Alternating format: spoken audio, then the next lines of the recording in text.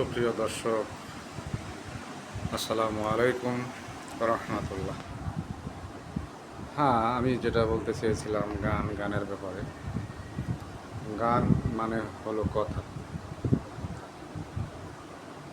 গান হলো মনের ভাব প্রকাশ করার একটা মাধ্যম। গানটা একজনে লিখে দিল আর একজন শিল্পী তার যাচাই বাছাই না করে গেয়ে দিল, এমনটা হওয়া উচিত না। গানটা আগে তাহাকিক করতে হবে, দেখতে হবে গানের ভিতর কোনো শিরক আছে কিনা, সৃষ্টিকর্তা বিরুদ্ধে কোনো কথা আছে কিনা, এগুলো যাচাই বাছাই করে আমার গানটা গেতে হবে। নতুবা 2 টাকা ইনকামের জন্য একটা গান তো আপনি গেয়ে দিলেন, কিন্তু এর জন্য মহা আযাবের ভেতর আপনার পড়তে হবে। এমনকি এত বড় গুনাহ যেটা শিরক বলা হয়েছে, শিরকের মতন এমন একটা আযাবে আপনার করতে হবে। এগুলো যাচাই বাছাই দরকার। এখন একটা মানুষের ভুল আর একটা মানুষ দেখবে এবং সে শুধরায় দেবে, এটা তো কোনো মাস্টারই না যে আপনি কি মাস্টার, আপনি কেন বলেন। একজনের ভুল অন্য একজন দেখে স্পষ্ট, যার ভুলটা সে একটু কম দেখে, আমার ভুলটা আমি কম দেখি, আমার ভুলটা আপনি ভালোভাবে দেখেন। আমার ভুলটা যদি আপনি আমাকে শুধরায় দেন, আলহামদুলিল্লাহ, এটা ভালো। এইভাবে যাচাই বাছাই না করে মানে যা ইচ্ছা তাই গানগুলা বাজারজাত হচ্ছে। আর সামনে ওগুলো যখন সামনে আসছে, তখন যারা আল্লাহওয়ালা, যারা পরেশগার, তারা তো এই গানকে কখনো অ্যাকসেপ্ট করবে না। তখন তারা বলতেছে গান হারাম, গান হারাম। আপনি তখন রেগে যাচ্ছেন, হ্যাঁ, গানকে হারাম কেন বলছেন? এটা কি গান আদৌ গান ছিল? এটা তো শিরক ছিল। এজন্য একজন শিল্পী তার উচিত, তার হাতে যখন একটা গান আসবে, একটা স্ক্রিপ্ট আসবে, তার সেটা দেখা যে এটা কী লেখা আছে এর ভিতরে। এই গানটা সামাজিক না সমাজ বিরোধী, এই গানটার এফেক্ট কী হবে, এটার ইফেক্ট কী হবে, এটার দ্বারা মানুষের কত ক্ষতি হতে পারে, কত ভালো হতে পারে, এটা বুঝে শুনে তার গানটা গেতে হবে। নতুবা তো সামনে যারা আছে, যারা আল্লাহওয়ালা আছে, যারা জ্ঞানী, তারা তো এটাকে না বলবে, স্বাভাবিক। আর যখন এটা শিরক মুক্ত হবে, তখন তো এটাকে আর কেউ বাধা দেবে না। আফসোসের বিষয়,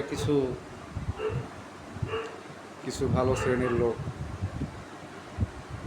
গজল গায়, মাশাআল্লাহ, ঠিক আছে, কিন্তু দুঃখের বিষয় এই গজলগুলো অনেকে এইভাবে গায়।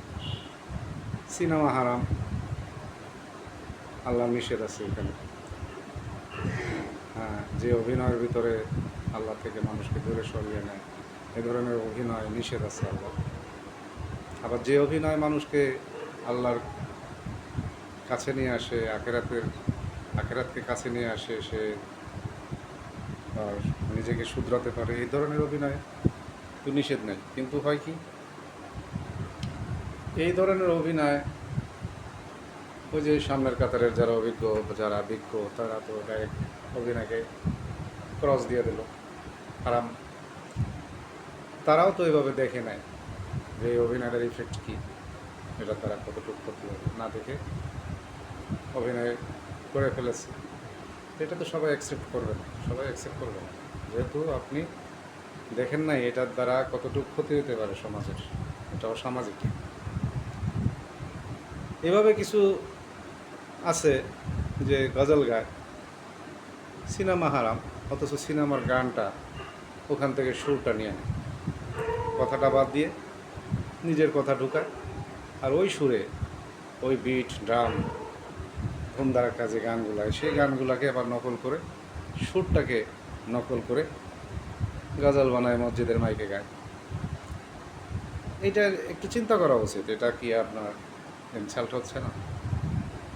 একটা ইসলামিক গান, সেটা আপনি সুরটা নিলেন একটা নেকেড গান বা একটা সিনেমার গান, আপনি এটা সুরটা নিয়ে আপনি সেটা গজল বানায় মসজিদের মাইকে সেটা গাচ্ছেন। এটা একটু বোঝা উচিত, একটু ভাবনার ব্যাপার, যেটা ম্যাচিংটা তো ঠিক হলো না, এটা তো সেটিংটা হলো না। হ্যাঁ, আপনি যদি সুর নাই হয়, আপনার ভিতরে সুর নাই আসে, আপনার হৃদয়ের ভিতরে কোনো সুর নাই, অন্যেরটা নকল করতে চান, তো ঠিক আছে, ভিন্ন দেশের অনেক গজল গজল গানেওয়ালা আছে, অনেক গজল গায়, তাদের একটা সুর নকল করেন। সিনেমার কেন? যেটা আপনি হারাম বলতেছেন, অথচ তার গানের সুরটা নিতেছেন, কথাটা বাদ দিয়ে, এটা ঠিক না। হয় আপনি সুন্দর কথা ভাবেন, ভেবে রচনা করেন, সুরটাও নিজে আনেন, আপনার ভিতর থেকে সুরটা আনার চেষ্টা করেন, তারপরে আপনি একটা গজল বানান যেটা মানুষের হৃদয় স্পর্শ করে, যেটা মানুষের মনটা শান্তি পায়, মানুষের মনে অন্তরে শান্তি পায়, এই ধরনের একটা গজল আপনি বানান না, সমস্যা নেই। সিনেমার গান কেন? সিনেমার গান নকল করে গজল বানিয়ে মাইকে, মসজিদের মাইকে আপনি গাইতেছেন, অথচ আপনার এতটুকু চিন্তা হইতেছেন এটা আমি কী করতেছি। এই জন্য আমাদের সবার উচিত শিরক মুক্ত গান গাওয়া। কবি, সাহিত্যিক, দার্শনিক, এরা আবেগে আবেগে আবেগে আবেগে এমন এত মানে আবেগের এক পর্যায়ে তারা আল্লাহর বিরুদ্ধে চলে যায়, শিরকে লিপ্ত। এই জন্য খেয়াল রাখতে হবে যে আমার কথা যেন শিরক মুক্ত থাকে, ওই কথাটা আমি সুরের মিশ্রণে আমি গাইতে পারি। যে বাজনা আল্লাহ নিষেধ করছে সেই বাজনা বিহীন, আর যে বাজনা আল্লাহর নির্দেশ আছে সেটা নিয়েও আমি গাইতে পারি, খালি মুখেও গাইতে পারি। আমার তো গানের মাধ্যমে একটা কথা প্রচার করা, এটাই আমার উদ্দেশ্য। সেভাবে গাইলে তো কোনো দোষণীয় ছিল না, কিন্তু যে হারে যেভাবে এই গানকে অপব্যবহার করা হচ্ছে, তো সামনের শ্রেণীরা যারা বিজ্ঞ তারা তো হারাম বলবেই, এটাই স্বাভাবিক। এই জন্য আমাদের এ বিষয়ে নজর রাখা উচিত। হ্যাঁ, বিনোদন আপনার সাবলীলভাবে সুন্দরভাবে দেওয়া যেতে পারে, কৌতুকও করা যেতে পারে, মানুষকে আপনি যদি একটু বিনোদন দিতে চান দিতে পারেন, সেটা নেটওয়ার্কের ভিতরে থেকে, নেটওয়ার্কের বাইরে থেকে না। আশা করি ভিউয়ার্স আপনারা আমার এই ক্ষুদ্র চিন্তা আপনাদের সামনে বা আপনাদের মাঝে আমি শেয়ার করলাম। যদি ভুল হয়ে থাকে বা ভুল ত্রুটি মানুষের হতে পাওয়াটাই স্বাভাবিক। আর আমি এই পেশায় একদম নতুন, আমার চোখে বা আমার যেখানে এটা মনে হয়েছে যে এটা ঠিক না, এভাবে ঠিক না, গানটাকে সুন্দরভাবে আমরা মানুষ সামনে দেই, যেটা মেসেজ বহন করে, যেটা একটা সংবাদ বহন করে, একটা পায়গামের মতো, সেভাবে আমরা উপস্থাপন করি। ইনশাআল্লাহ আজ এই পর্যন্ত। সঙ্গে থাকবেন আপনারা, আমার সঙ্গে থাকবেন ইনশাআল্লাহ। আপনাদের ভালোবাসা, আপনাদের দোয়া চাই, এই কামনা করে আজকে বিদায় নিচ্ছি। আলহামদুলিল্লাহ।